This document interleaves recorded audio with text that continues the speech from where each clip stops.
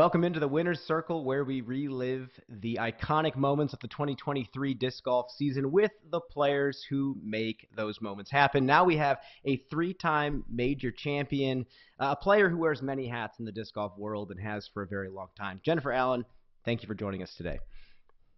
Hey, thanks for having me. This will be fun. Beaver State Fling has been going on for a very long time, and the Milo McIver course has been kind of infamous in the disc golf community for forever, it seems like. Talk about your feelings about the course, and the tournament, again, goes way back. So just talk about kind of your experience playing the property and how you feel about it. Yeah, it's such a beautiful, it's kind of like majestic, with all the ferns and everything. I can remember the first time I went and like the leaves were huge. Like I couldn't get over like how big these leaves were on the ground, and I wanted to like dig up ferns and take them home. But it's just like misty and beautiful, and the river's right there. It's just a magical, calm place. It's one of those courses you step out on the course and it's just calm there. It's like this peaceful property that also just happens to have two, well, at the time, two beautiful courses. So I used to love playing both courses. We definitely, when they adjusted the course to just the 18 holes this year, cut out a few of my favorite holes. Um, but it also played very well just playing the 18 that we did. So that was really fun as well. And that's actually what I was going to ask you about. I mean, we used to play 4 rounds and 2 rounds in a day, playing the East and the West course. But now it kind of went through that transitional period where the national tour went away. The pro tour kind of, onboarded a lot of those events. BSF did not get put on the ballot right away. And finally, it comes back as a silver event. And they made you play an 18-hole layout. When you first heard about that, how did you feel that East and West were getting combined? Were you maybe a little scared?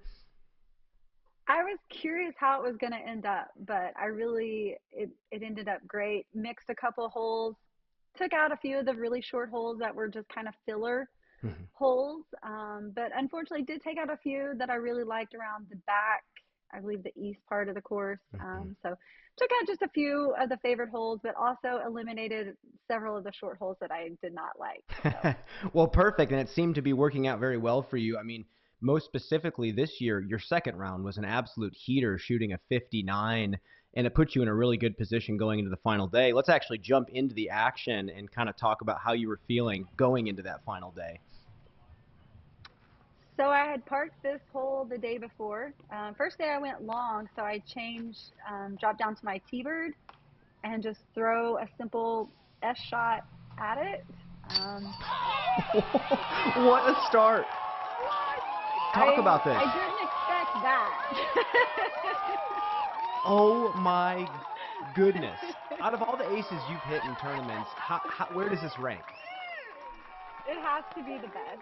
I mean, I've aced at Worlds. I've hit some big aces, but yeah, that was really pretty cool.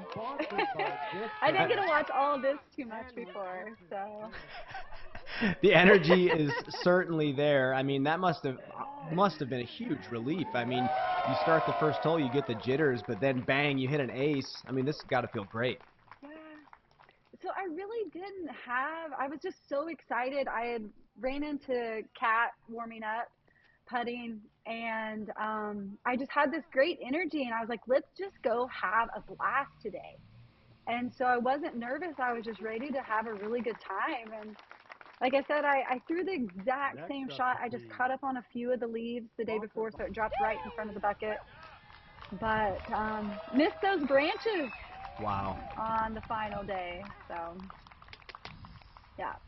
I mean, I can't even Pretty cool. imagine the pressure put on the rest of the card at this point. Like, okay, we have to catch Jen. Now it's a little tougher.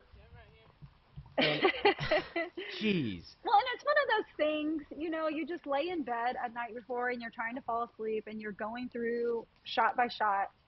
And you think, okay, well, I've got that hole, just throw that one in. Like it just kind of, it did cross my mind. Like I threw the exact same shot. Now that, she couldn't have answered any better. Oh, yeah. Huge putt. So And at this point, both of Holland you was were ready for playing, a battle. yeah, both of you were playing some great golf. I mean, with the ace, it brings you to a three-stroke lead. But, Holland's playing well, Maria Oliva's playing well, but really the battle is coming down to you and Holland. Did it kind of feel like that right away to start the day? Absolutely. Yeah. But again, I was just really focused just on me and executing every, one shot at a time. I had practiced really well for the tournament. I knew exactly the shots that I wanted to throw. It's just if I hit my release points or not, and executed them. So it's funny, the high pressure situations. Sometimes you get the calm nerves, Mhm. and you just have this clarity and this focus. And then there's other moments that it's really not that high pressured and it seems like you have all the pressure in the world on you. So this was just one of those days I stepped out and it was just really peaceful. Ashley was our UDIS. Ashley actually is a local that I stay with every year. So she brought me a little bit of calmness, as well as my caddy. Jeff came up from Santa Cruz to caddy for me. So I had a couple of great people there with me, and that always helps. I mean, you've been in the game a long time, and you've done so much more than just compete. So I'm sure your network in the sport is just enormous. Feels great to have someone travel up to the tournament to caddy for you. What's that relationship like, on and off the course? Yeah, so I played the Masters Cup clearly for a long time as well. Jeff is an OG there at Day Law that helped kind of put it in with Tom. And he had been exposed to COVID during the Masters Cup. And so he couldn't finish caddying for me. So he felt bad. And so he said, I'm going to come up and caddy for you this week. So it worked out. This shot, I turned around to him and I thought I threw it in. I turned around and I was like, that was perfect. And so I thought I almost went ace eagle. I mean, I think the rest of the players would have quit at that point, but luckily it didn't drop in the basket. Yeah, it would have been a really cool way to follow up that big ace for sure. And Holland's game so solid, forehand, backhand. She's a great putter. So I knew this wasn't going to be easy. It's probably fun to, all these new players, new talent coming up, and even younger talent than Holland coming up. It must be enjoyable for you on many Hmm. levels to see that. Oh, it is. I mean, we waited so long to grow this huge field of women. Yeah, she wanted it big time. She was not easing up on me at all. Got to roll back the Zuka replay. Yeah, I mean, 35 footer, not a bad way to start the day, but she's still No. trailing. And mine ended up skipping pretty far back over there. I was able to catch that left side. It's always a good feeling when you have a disc almost skip into the basket, but then you have a 30-foot comeback. You're like, I got to Yeah. get this one. And this is one of our fun little holes up on the mound. Just trying to throw my rock straight at it, and it floats off just a little bit to the side. This one, from a depth perception standpoint, always seems to trick me personally. It always seems longer than the distance or even just your eyes give you. Yeah, I went back and forth on what I was throwing on it, but the rock is pretty much the safest play for me. Holland puts it right there underneath it. So again, like this, I think I told Jeff, my caddy, this just felt like, especially these first several holes. I mean, we were just like a major knockout fight, like just Hmm. major league blow after blow. It was, an iconic, I feel like, battle. I had told Holland afterwards, I felt like this was one of the best female battles, that I've really felt and Hmm. watched. Not that I've played in, that I've actually watched two females just battling Hmm. shot after shot. We don't get that a lot. So it felt like the guys out there really, you know, putting Oh, it on. definitely. And when you're playing well, you also want the person chasing you or the person you're chasing to play Mhm. well as well. You want to feel like you've earned the victory. And so far, you've absolutely done that. Yeah, and these holes just set up for a fun, good start. Definitely. Um, that was nice not to have the pressure to make another putt in a row. Definitely. And now, I mean, the pressure's on Holland. I mean, it's a pretty good, like, stable disc skip shot. Yeah, yeah, this one's fun little just you have to watch the distance. That OB sneaks up right behind. So she came really close to that OB, but kept it in bounds. Giving herself a lot of work so far. A lot of these circles edge putts. It gets exhausting after a while if you get too many of these. It does. I mean, that pressure just Hmm. builds, and that was a solid putt. It just dropped right at the very last second.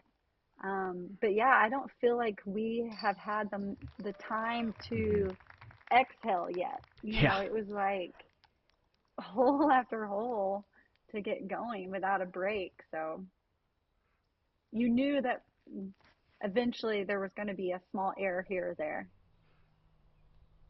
And then finally forcing you to kind of go straight with the turnover on this one.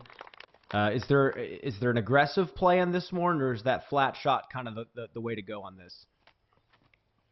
I had been playing a little bit longer off to the left side to try to get more of a big kind of turnover Hmm. around the end since I don't have the forehand. This time, I think I was afraid of catching that OB on the left side, so I played it a little tighter on the right than I had been. Wow, But look at that shot. Completely blind. That's a tough turnover line. I had no clue where it was going to go. I mean, I knew where I wanted it to go, but there's a weird OB circle back there, and I just happened to go at the area Hmm. that the OB was not marked because it's a tight green. It's one of the And it was things. funny, Holland and I landed about the exact same spot. It's one of those things about this course. There's a few different like lines that you have to throw where even the gap to get in the woods is blind. So you're trusting your depth perception and feel, and Hmm. I kind of like that, especially with people using Bushnell rangefinders as much as they have these days. This one forces you to kind of trust your intuition, so to speak. Yeah, and it's funny, I clearly use my rangefinder nonstop. My battery died. And so I'm like calling everyone, like, does anyone have an extra battery?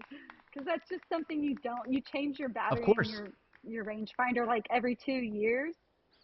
I really thought I had that putt. I wasn't really trying to aggressively make it, but I thought it was one of those that was like, oh wow, that's gonna accidentally go in. The And question it's is, just sorry, the question is, did you get the batteries for the rangefinder? Did you end up getting that I working did. again? I Okay. I did. Thankfully, because it's where I get my confidence. I use it so much. I practice with Hmm. it out in the field. And so I will line up cones and line up shots with my rangefinder, and I Nice. go off that touch and that feel. And so to me, the rangefinder is extremely important on my depth perception on how hard I need to throw the disc. And even for jump putts, For sure. I get up there, got caught up on this. And this was a hole I just never really liked the line. It's definitely a forehand line. I tried a couple of different shots with it and never really got a great look. How far around the corner does this go? It's pretty close. It's not a very long hole, and so it's really just kind of that little fluff forehand that Holland just is so accurate with. She actually got caught up a little bit as well, but made it out to the front. A little more open putt, And of course, another 35 footer. Got it. and it's in. Yeah, I mean, it's got to feel and I'm one of good. those. I don't. Yeah, and I never look at the score, so ever. Ever. So ever. And so I just knew that we needed to just keep going. I didn't know how far the lead was. Was Mhm. was one, two, three. I just knew that we were battling stroke for stroke, and every shot we were matching. So in my head, I feel like we're just tied. I think that's a good way to play. I mean, until the very end, unless you can see, maybe I can play conservative Hmm. here. At this point in the round, there seems to be no need to know the scores. No, no, there's so many holes left, and there's so many shots that or holes that you can drop a couple of strokes Hmm. on one hole very easily. So, And really, this one right here is one of those holes. How did you feel about that one? yeah. Okay, I just try to focus on so many straight lines there. Hmm. And so I'm one that doesn't really throw a lot in the trees. This one I'd actually been playing very well. I just got caught up there. And I had been throwing over on the second shot, had the tap in birdie. I think it's a birdie. I don't think it's an eagle. I think it's a par four. But I felt like I could make it all the way Hmm. over because I had been throwing over. I hadn't laid up one time. So it was one of those shots I probably should have laid up. I got caught up on just a few of the branches. Hmm. So that was where, like, probably wasn't the smartest move, but I'm an aggressive player, and laying up really isn't my thing. Yeah. So I just went with what I was doing the entire week. I'd been going for it every day. So This is one of those holes that has been relatively unchanged on the property. This is like, mhm. if you watch any coverage from years past, you're going to see this hole. It's an iconic shot. And honestly, if you have the confidence, I mean, I saw you with the driver in your hand. I was interested to Yeah, hear your thought process, but if you're feeling it, go for it. and it's there. I mean, you just have to get around the tree. I just unfortunately got hung up, and Holland knew after my mistake to do the smart thing and Hmm. lay up, and that's probably an advantage of playing second on this hole. Definitely. So she knew she could gain that stroke if she played smart. And this is still not a given either. I mean, she's putting No, herself it's not. again edge of circle one, outside of circle one just by a bit. So more work to do. Yeah, and since I had never laid it up one time, I just to me it was going to be just as hard not to go OB on that shot right there. Yeah. And so I accurate with that little chip shot with my Cayman, and hopefully I wasn't going to lose too many strokes on it. And this is kind of a pressure packed putt. She laid up and tried to play it safe.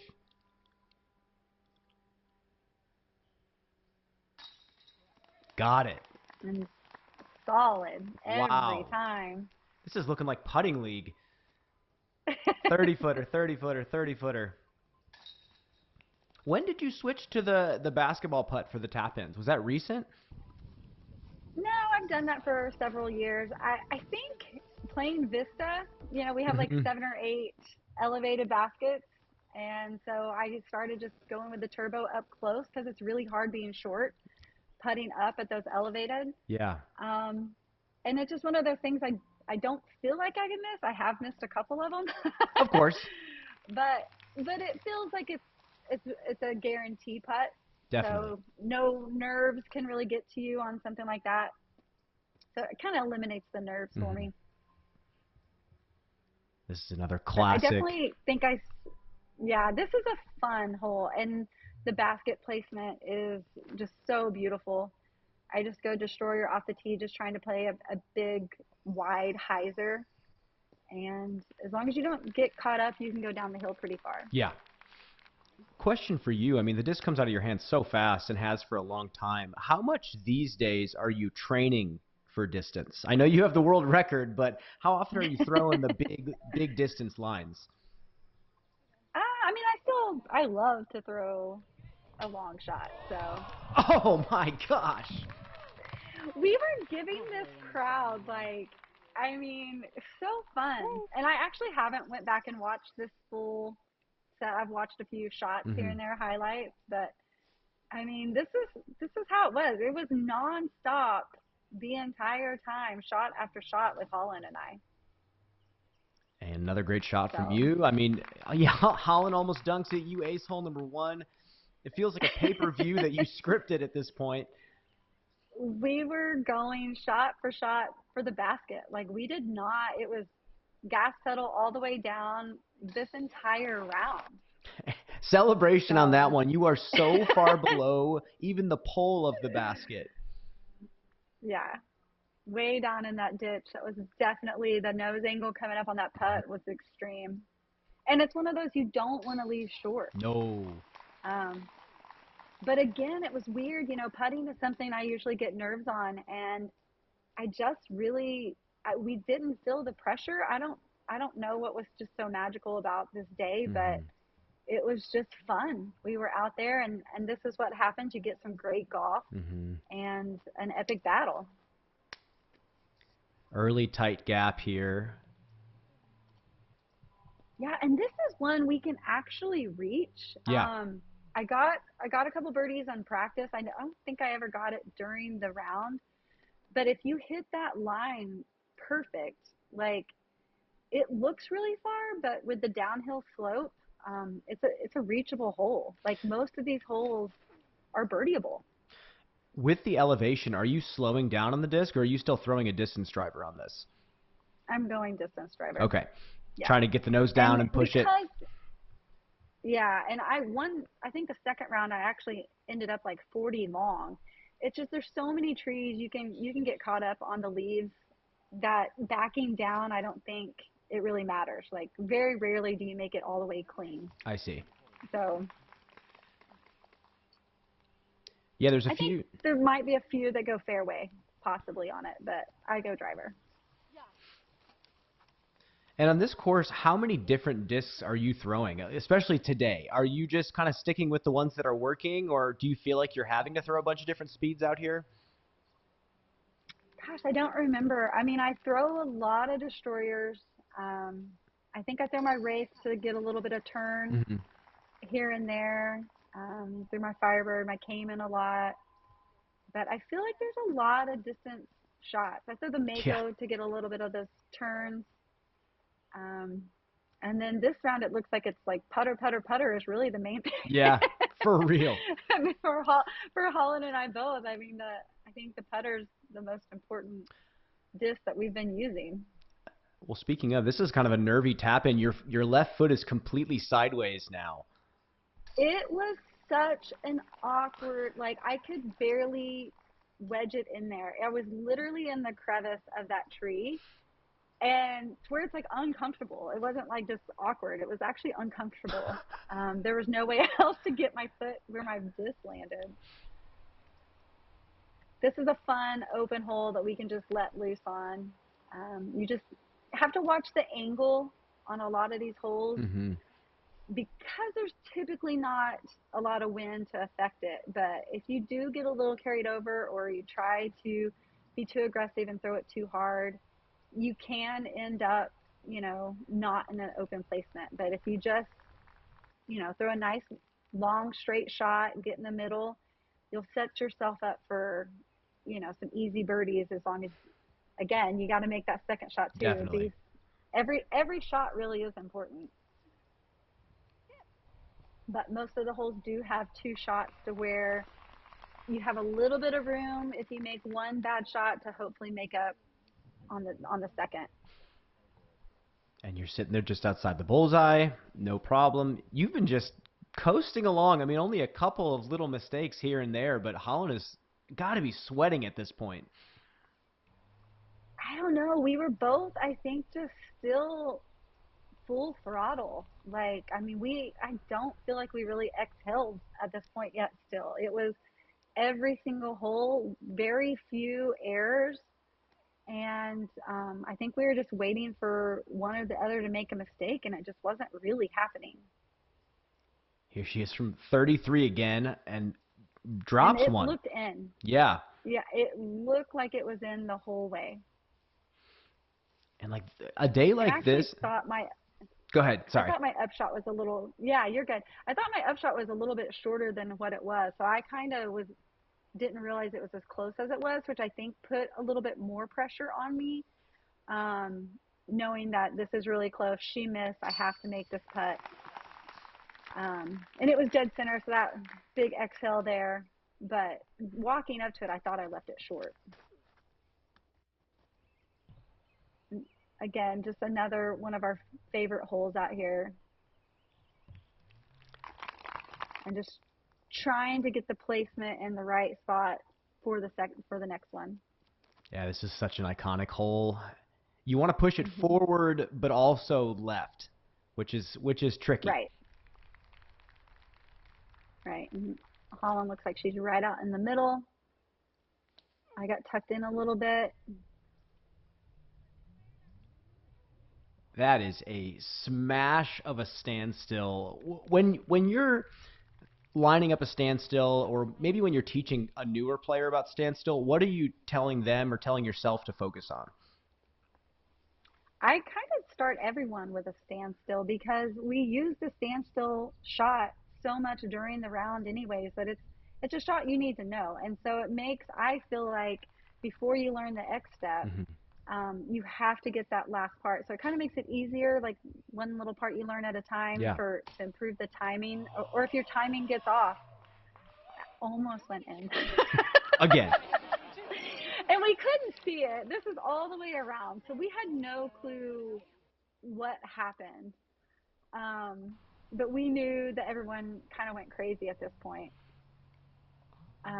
But she had no clue, of course, like how good it was. And the tree did help her a little bit. Oh Maybe it would my have went longer. gosh. But yeah, that tree almost just knocked it straight in. So I'm Well, like, okay, no pressure.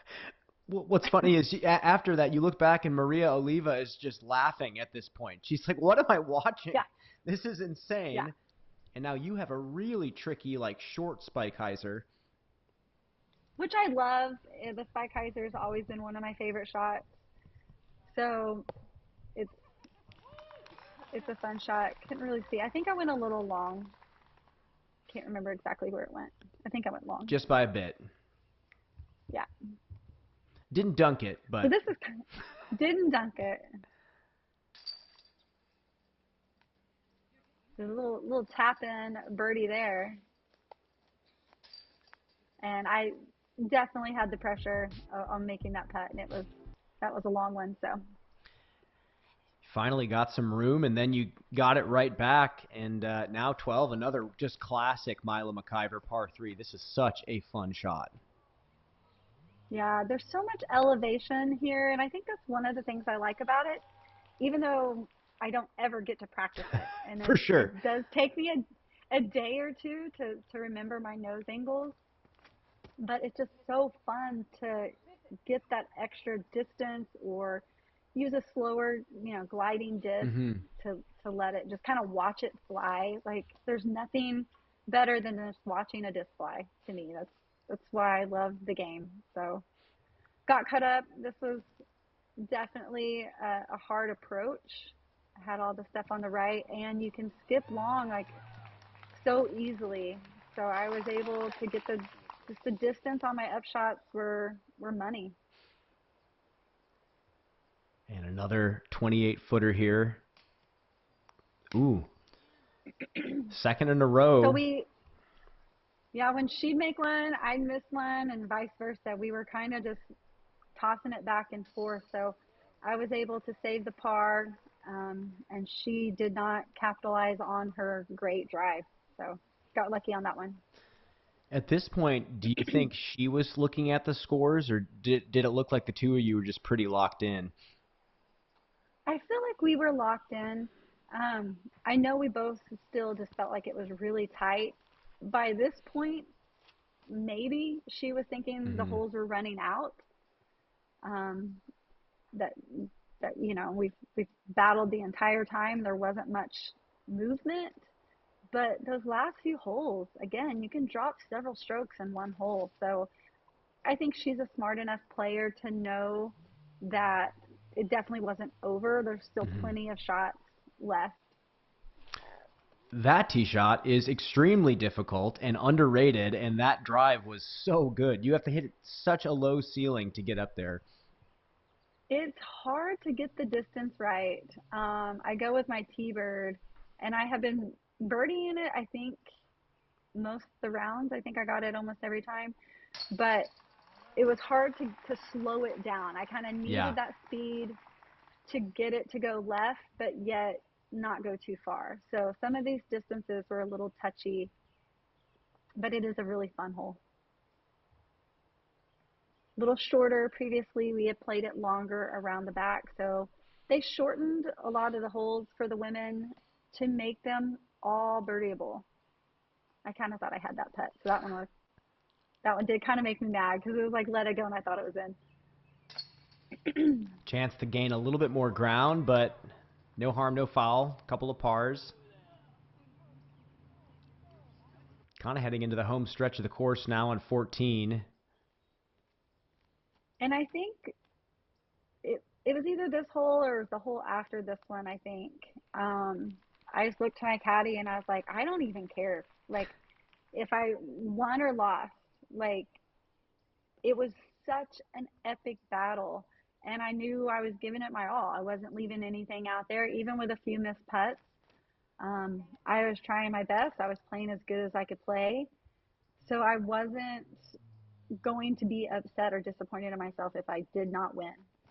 And I think that helped, Oh, yeah. knowing that I took that pressure off myself that, you know what, you cannot be perfect.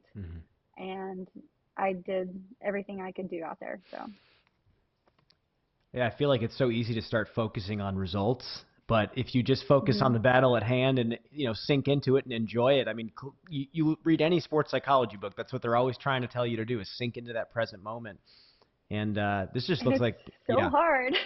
I know. Yeah, it's it's easier said than done. it's so easy to say, but when you're right there, and I mean, you can sit outside and make those putts all day long, but there's just something about that pressure and being able to relax and enjoy it. If you hold on to it and you feel those nerves, your timing's going to be off. And so you just have to focus on one shot at a time, and that's the goal. The goal is not winning, the goal is executing that one shot. And that's whether that's two in a hole, three in a hole, doesn't matter. And even after you do have the mistake, you have to let it go and focus only on the next shot. And that's, like you said, it's easy to say, but so hard to do. And solid Such a flick. great upshot. Yeah. Yeah, such a great upshot. Definitely a lot of our courses I feel like that we're playing really require that that forehand now. And it's something I tried to work on and working on it so much that it flared up. I have an old gymnastic injury. I have two pins in Ah, my elbow. And so I never really pushed myself to do it because it flares it up. And a lot of these holes, it's a separator, I think, in the FPO. If you really have that strong forehand, then you're going to have a slight advantage. I see it most on the 200-foot approaches. It's just that little chip forehand Mhm. approach is Yeah. just such a good tool to have. But at the same time, you're developing that beautiful backhand touch by throwing those backhand up shots over and over again. So there's definitely like a give and Yeah. take there. I definitely love throwing big turnover shots, whether that's with my, Mako or with a driver. Like this is the Mako here. I love the shot. I felt like I executed it all week. Just throw it up there and just knowing that if you hit your line, the disc will do what it's supposed to do. So landed right there on the tee pad, which is a pretty good spot. And you got the Annie skip too at the end. That's kind of a rare sight, little 30-foot skip. And this is one of those holes that we were talking about. It's blind. The gap to hit is like Hmm. blind, so very challenging. Are you thinking roller at any point to try to like creep up the Oh hill? no, No. no, don't ever throw the roller. So I Probably just smart. I mean, maybe not. I don't know. There's definitely a few times that I wish that I had that in the bag with some of those low-lying Hmm. trees, but this is just a hole you break down and you execute each shot. So I Yeah. executed the first shot. The second shot is to throw it straight and try to hit the open gap, and I got caught up. So it's it's a touchy shot because I don't want to hyzer off too much to the left. You can't be too far. I got lucky and just found a gap and Wow. I threw Toro and just I could see a lot of hard ground in front of me. So I was like, if I hit that with the right angle with the Toro, and hopefully it would just skip up there. I think that's like um, a scrambling tip that newer players can take away too. Sometimes the branches or ground in front of you is mhm, easy to break through, and you can throw straight at the twigs or the ground sometimes and right. get some play. Right. And I knew that with this incline of this green, like it's so drastic, you had to be very careful on how you approach it because you can hit and roll. And so playing off to the right side, which is where I had the option to throw, I felt like it was actually safer for me than to hit one of the, where the tree was and to Yeah. roll down. So I played up there along the right side, and it gives me a level putt versus that big incline. I'm still a ginormous death putt. So Hey, it's not a this death putt was if it goes in. oh, it was all I could see was sky behind that basket. So yeah, definitely was one that, Holland probably thought she had me on. And again, we just corrected from our mistakes most of the time, and it scored the same or tossed one stroke back and forth to each other, and that was it. I mean, a couple of clutch shots down the stretch, up the right side, very resourceful. And now we just have 3 holes to go. And they're all just, again, just huge drives, just trying to throw a big hyzer and get in the right shot or placement area for the approach. Destroyer again. Hmm. Do you have a preference in destroyers? Do you go after a specific like shape or type of destroyer? I pretty much like the flat destroyers. It has a nice firm grip to it versus the pop top. Hmm. I like something that the flatter ones feel good in my hand. Those are hard to find sometimes. Yes. I lost my favorite one at the preserve, and I still have not really replaced it yet. So Sad. What weights are you going yes, for? I still throw 175. Okay. I think this next month in the prep at the first of the year, I am going to do some field work with some lighter weights and see if I can still control it. I did not know that that happened until after someone told me, I was like, did you know you rolled out and back in? Don't tell me that at this point. Exactly. So we couldn't tell. Again, another blind approach. You don't know how far you're going in. I go Cayman. Hmm. Cayman and Toros are my upshots if I'm not throwing just my Yeti. Holland had a great shot in at it. I mean, she was in a good placement. Kind of a tricky basket placement here. And It is. you're maybe what, 45 from the basket from where you're at? Probably. I know it's outside the circle. I was just going to just lay this Yeah. up was the plan. Just because it's such a fast green. A lot of these are kind of tricky. You don't think that they'll roll, but you can catch edge and roll pretty easy. So the game the whole time was just to lay that one up. Every But this 20 is footer still a starting hard to putt. feel pressure packed at Yeah, this point. she had missed, but definitely it was one of those things. She earned that one, so I think she gained a stroke on that hole. I think.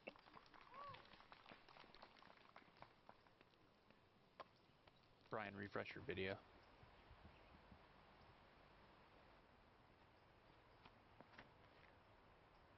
And this is such a fun drive as well. So much elevation drop, and again, it's a placement shot. You have to get that open shot. I've been going across and attacking this one every round, so there wasn't going to be a change in that.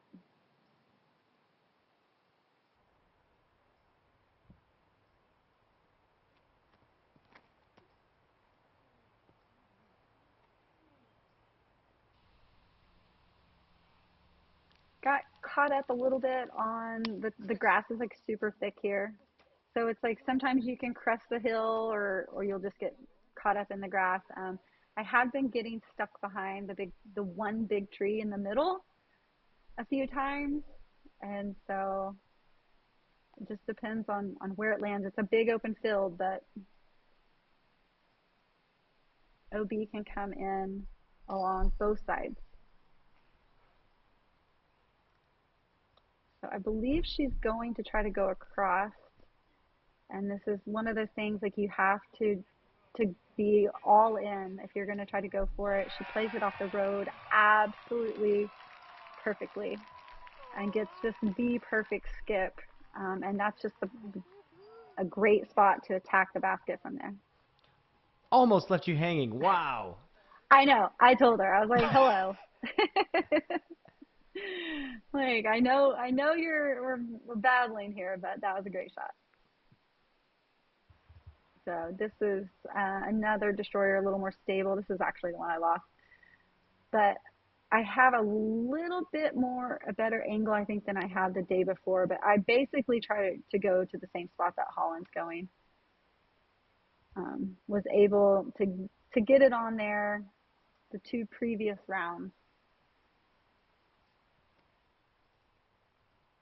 So I'm kind of going just a straight shot across versus Holland was going down the road. So we kind of attack it a little differently. I got a little bit juiced on it and got a little bit more maybe behind where I was going. This hybrid hole is just evil. There's so much to unpack about this design. I still Which don't. I think makes a great hole. Yeah. Like, I think it should be almost hole 18, just because, like, yeah, that between the tree shot, that was just like, my gap between the trees was just crazy. So I landed in that same spot every day, pretty much. Wow. So just a Firebird skip shot in. Again, it's all about knowing the distances. So I ranged it. This, unfortunately, for the first time, I was like, I don't know if I can get it. So it's kind of like the hole that I tried to go across and ended up OB just because I was a little bit out of placement. So for the first time, this one was like, I don't think I can get it across. Like, the angle just wasn't as good as it was previously. So I dropped down to a Toro and just trying to lay up. And the layup is super hard as well. You can get caught up. You can go OB. And the thing I think is cool about this. I kept needing my caddy to be like, yes, Jen, lay up, please lay up. Just tell me what to do. Yeah, I just needed that, like, you're not stupid for laying up. You're not stupid for laying up. I mean, because it's one of those things you could do it. You know, like a couple shots at it, you could make it. Oh, for sure. And it's not like she has a walk in the park here either, because she's got a driver in her hand. Right. So she's being aggressive with it and trying to get it. And that's what me laying up. So again, it was kind of like we did previously in the round, like me going out of bounds made her, play smart. Well, I played smart this time. So she kind of saw the open door and we have one more hole left. So she has a wide open shot. She just released it at a bad angle, maybe just a little bit too far, not enough power on it to get that up skip. It kind of just dug in when it hit the concrete. So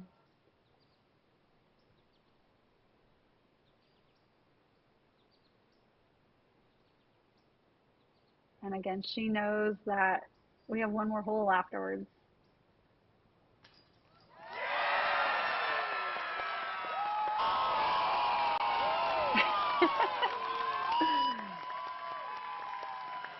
I mean, that gives me chills just watching that putt again. Like, it was so loud. So she didn't lose a stroke. Again, we're just blow after blow, just battling this from start to finish. Like, it never ended this entire round. And this is a hole that I had been messing up somehow. I didn't in practice. I played it super simple. But I was going with the red destroyer that I had been using, for all the other holes. And the previous day it flipped on me. So I was like, okay, I'm not going to risk that again. This is a destroyer that is an absolute beefcake. So I knew it would go left and it wouldn't turn over. But it's one of those things you can go be on the left side too. So I played it short, lost some distance on it, but I was just trying to make sure that I did not go out of bounds. Yeah, I mean, 535. You don't need to necessarily unpack too much off the tee here. Now Holland's going driver forehand. Yeah, she has the distance to get all the way there with that forehand. So it just depends on where the disc lands. This is a hard basket, I feel like, to approach. It's a fast green. It feels, because it's totally blind, that it's really far away, and it's really not. Trying to remember. I know in practice I was throwing my Yeti at it. I don't remember if that's what I threw this time. This is a huge shot. Yeah, and I don't even, is it one stroke? One right now? stroke Yeah. difference, yeah. I don't think at this point, yeah, I would go with my Yeti. I don't think I asked my caddy what it was yet. I just knew it was close. And it doesn't matter. If we were close, tied, if I had the lead, I would have thrown the exact same shot. And so just trying to float the putter around, not put too much angle on it. And I think now he tells me where the score is. I think I had poor Jeff more nervous than I was. Yeah, for sure.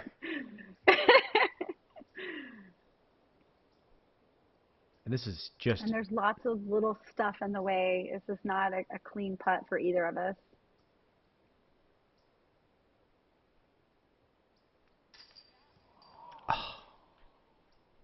I know. That would have been... I mean, if she hits that and you don't get it, I mean, that would have been just an epic playoff. I mean, two of you playing such ridiculous golf. I think both of you shot either 1,000 rated or close to 1,000 rated. What are you thinking about in this situation? Everyone was yelling at me to lay up. And no way. I don't know. Again, like as a nervous putter, you would think I would want to lay it up. But for some reason, I just felt really good that day. And I wanted to make the putt. Like that's... Yeah, I mean, I don't think... Everyone was like, why did you putt this? Because I won. That's why. Because I won. Got your family there, your friends. I mean, this is a historic tournament. It doesn't matter what year it is. I mean, you win BSF at Milo McIver. That is a pillar win in the disc golf world. How are you feeling in this moment? Just overwhelmed? Still shocked, but again, I don't think I would have been upset at myself if I wouldn't have won. For your FPO champion of the 2023 Beaver State Fling Presented by Innova. I think it's that paradox of caring so deeply about something, but then in the moment telling yourself to not care about the victory. And like you were saying the entire day, that's kind of what you tapped into. I mean, it was incredible to watch. I mean, that's just some phenomenal golf. And as of right now, I mean, you've won multiple majors. Where does this win stack up for you?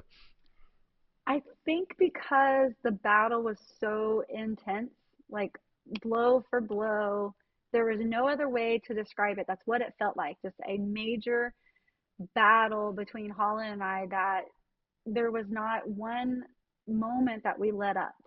And so to me, it was one of those big battles like Ricky and Paul, you know, or something like that. It just felt like one of the greatest FPO battles that I had witnessed, especially not that I had played in, but that I'd even seen. I know Paige, you know, has had a few battles with Kat down the way. You know, we've seen a few, but it'd been a while since there was just every single shot mattered to get the win. So.